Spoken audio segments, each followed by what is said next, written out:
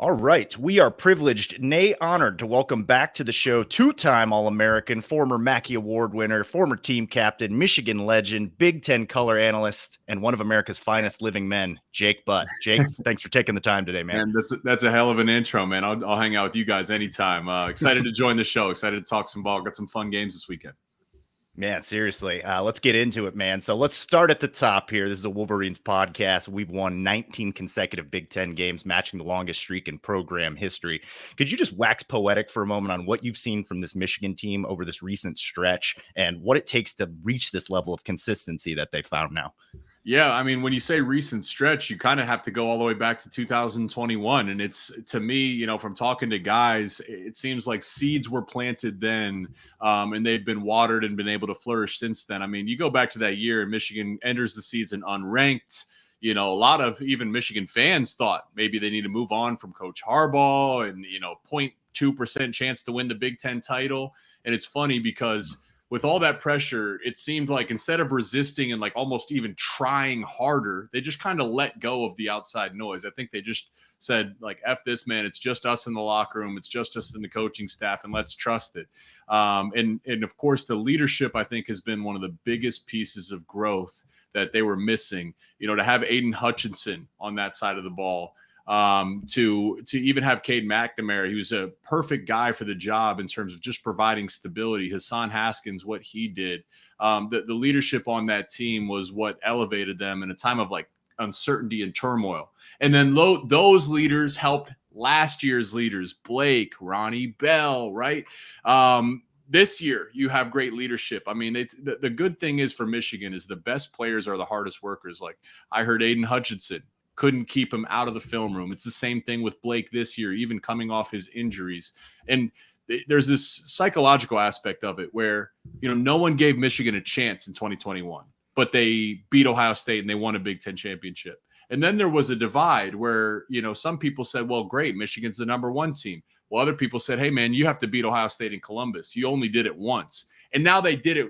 Now they did it again in Columbus last year. And now you're entering the season where, people are picking with confidence Michigan to win a national title. To me, I think they're the number one team in the country. And I really think right now they're playing like a team that still remembers that TCU game last year. They told us they would learn from it. They told us. Everyone says that, though. Everyone, now it's a thing where players stay out and they watch the other team in the confetti. Not always do they actually do the things necessary to improve upon it. This team has on both sides of the football. I think a big piece of this is J.J. McCarthy has taken that step that we were all hopeful to see. And the scheme with Sharon Moore, they're letting him air this thing out. That will benefit them down the stretch of the season, man. They can run the ball on anybody, but if you want to win a national title, they need this J.J. McCarthy to continue the rest of the season. I think one thing that's really helped JJ's development and this team's development from not only 2021 to now, but just from last year to now is the continuity within the coaching staff. Like, how important do you think that is for this team and their growth? Having Sharon Moore back as offensive coordinator, Jesse Mentor back as defensive coordinator in terms of learning, growing, and just continuing to evolve the offense and the defense. It's an extremely underrated piece of this. I mean, we talk about the sophomore leap in terms of players all the time. And like, why is that? Well, year one, there's something to be said. You're kind of just figuring things out as a freshman, as a first time number one play caller for Sharon Moore. And then you have that body of work to build on year two. What also helps is when you're installing a playbook, you are installing a language. Like, you are learning what these words mean. And then you have to learn, hey, this word means three different things based on what the defense presents or what the offense presents. So year one, I always make the analogy, you're kind of going wide, like you're installing everything wide. But since it's so new, you can't go too deep. Well, year two, everything's already been installed. The foundation's been installed. So then you can go deep. You can add those wrinkles. And that's what you're seeing. This offseason, it wasn't any huge leap on the defensive side of the football. It was like, hey, man, we got to work on our tackling angles at time. That's what killed us. Maybe we take the ball away a little bit more. Offensively, it's like, hey, we know we can run the ball. How can we find a number one receiver? How can we get JJ to throw the ball more? So they had the luxury of having all the talent coming back this year where they could start to scheme on some of the finer details. 80% of it was good enough. I mean, they could roll out with exactly what they did last year and still win a Big Ten title. But they had the luxury to work on those little pieces that can make all the difference down the stretch of the season.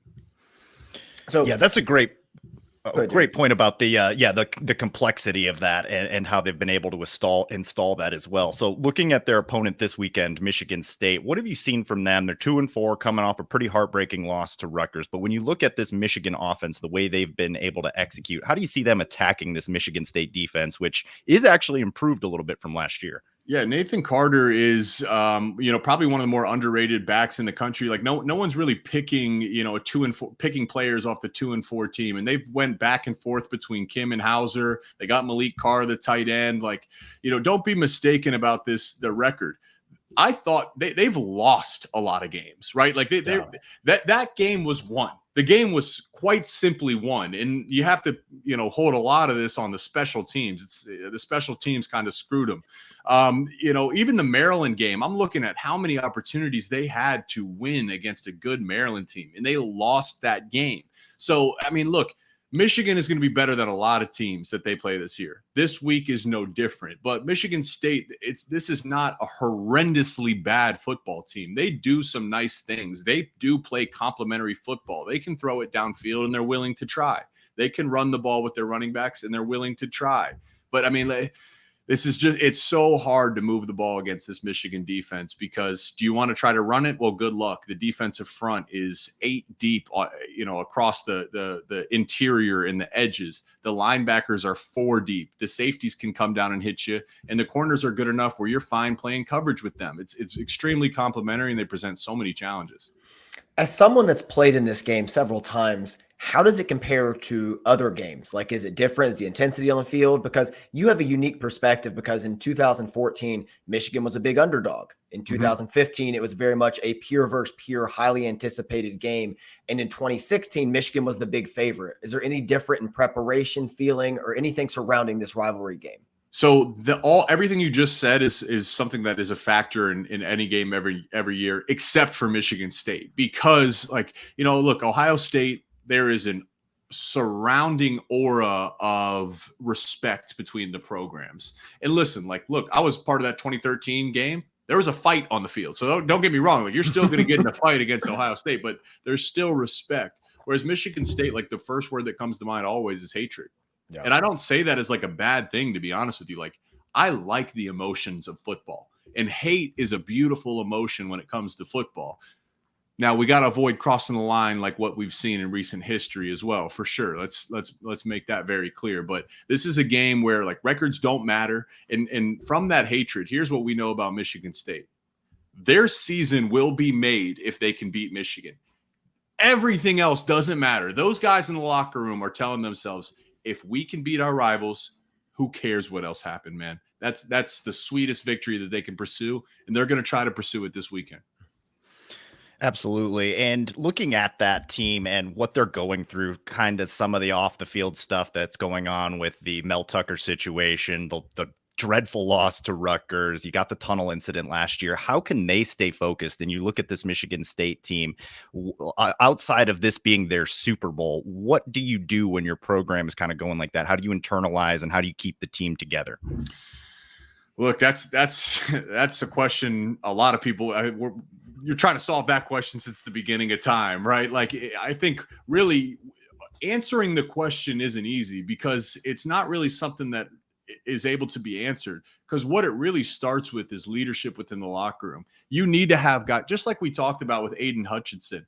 That team looks completely different in 2021 if they don't have outstanding leadership. So anytime there's noise and turmoil outside, someone in the locker room or a group of guys in the locker room who are excellent players on the football field and they perform and they show up and you can count on, are also your hardest workers and are also vocal enough to say, guys, this is about us, and rally the troops. If you can do that and stay focused on the moment, I mean, that's the number one thing to do. But look, this program is in transition. Outside of this game, just big picture, this program is in transition. They really have to hit on this next head coach. I don't think they're going to get a splash head coach name, to be completely honest with you. I think they're going to have to hit on a coach that's ascending. Mark D'Antonio, what he did so well, it's not like he had 5 stars all over the roster. He was getting the 2 and 3 stars and then developing them. And he was identifying them as underrated guys on sale as 2 and 3 stars. And then he'd develop them and he would instill this will. No one was better at getting his team to feel disrespected than Mark D'Antonio was with Michigan State. And I think they've gotten away from that in recent history. So that's another piece of this. You know, the number one thing, win. If you can win, that's the number one thing. And the tough part is coming off that game last week. When you have a win in your hands and it falls out, that can be very, very deflating. Jake, now that we have you here, we have to talk tight ends before we let you go. Like it has to come up. So what stands out to you about Colston Loveland's development, specifically as a blocker, and the way AJ Barner has acclimated himself to this offense, which is highly demanding for tight ends in both the passing game and the blocking game? Colston, I really think, has the chance to be one of, if not, he's in that conversation to be one of the best tight ends to ever play at the University of Michigan. He checks every box to me. I mean, I saw him in the spring going into his freshman year, and like there's a nuance to route running. Like a corner route in the playbook is a straight line up to 10 yards, and then it's a 45 degree to 25. But that's not football. A good route runner knows how to make that corner route look like an out route, or the corner route looks like a sit versus zone. They have feel. They know how to win versus smaller bodies but quicker bodies, or bigger bodies like a linebacker but slower bodies. That's Colston, man. He knows the art of running routes, and he's got soft hands, and he's got a great feel, and his blocking. I think he put on some weight this offseason because I think the blocking has taken a pretty big step forward, which only benefits him. The good thing is he had AJ Barner come in, and it's not just AJ. It's how Michigan has approached the transfer portal. AJ was a captain at Indiana, right? He's a leader. Yeah. What a valuable thing to have as a veteran presence in a room where your best player is still a sophomore and still learning the game. So what AJ does is he kind of fits that Luke Schoonmaker type body type, where he's more of the why. He can block, he can mix it up with his hand in the dirt. So certainly Colston can do that as well, but he's also an extremely valuable route runner and pass catcher. That they complement each other. Colston is a great route runner, great pass catcher, and he can block. AJ is a great blocker, and he can run routes, right? So it makes it really hard for a team to stop. Jake, you'll be on the call for Nebraska Northwestern this weekend. Definitely going to have to check that out. We also have Penn State, Ohio State this weekend. So 30,000-foot view, what do you expect to see out of that game, and what kind of separation do you expect to see happening in the Big Ten after a pretty eventful weekend? To be honest, I don't see much separation coming out of this game. I think it's going to be an extremely close game. I think these are two excellent football teams. The fact this is on the road makes things interesting because Drew Aller's numbers at home versus on the road, he's two different quarterbacks. James Franklin's teams have struggled on the road. They've struggled versus ranked opponents. But as I've looked at this, man, I've called 2 Penn State games. I've called an Ohio State game. This Penn State team has been extremely impressive to me, and I think about what Manny Diaz is on defense, and that's a defensive coordinator for Penn State, for those that don't know. He is an aggressive play caller. Like, you watch him, have 7 guys lined up at the line of scrimmage. He is downhill. He wants to bring pressure, and he wants to simulate pressure. Ohio State has to have a plan for pressure. Here's why. McCord is also 2 different quarterbacks. When he has a clean pocket, it's about 70% completion rate, about 11.5 yards per completion. When he's under pressure, that goes down to like 37% completion rate and less than 2 yards per completion. Those things complement each other. You see what I'm saying here? Manny Diaz wants to bring the blitz, and they average 4.5 sacks per game. They're good at getting home. McCord struggles when he has pressure in his lap. So it's on the Buckeye offensive line, which I think is the weakest part of their offense. It's on the running backs and tight ends to have a plan for pressure. Because if you do, as we know, though I love Johnny Dixon and Kalen King, I love this secondary of Penn State, no one's really going toe-to-toe to dance with Marvin Harrison Jr. and Ibuka for 4 quarters. I think that's the number one key. And, on the flip side, Drew Aller, man, this is why they brought him. Sean Clifford's an underrated quarterback. He won a lot of football games. But Penn State brought Drew Aller, the 5-star, in for this game to help elevate their program to the next level. It's not a career-defining opportunity. You have a bunch of football ahead of them, but man, a win right here is a potential huge chance for him to get his career rolling in the right direction. Certainly going to be a big weekend in the Big Ten. Speaking of the Big Ten, sir, you've been doing outstanding work with the Big Ten as a color analyst. You've been incredible on every call that I've been able to check out. Tell us a little bit about what you got going on. Where can we find your work? What's next for you? Yeah, thank you guys. Yeah, so I mean, I'm active on social media and I interact with people and I love it. You just search my name on Twitter, Instagram, TikTok. I'm on there. Literally reach out and make a comment, ask questions, and I'll respond to it. So I have fun with that.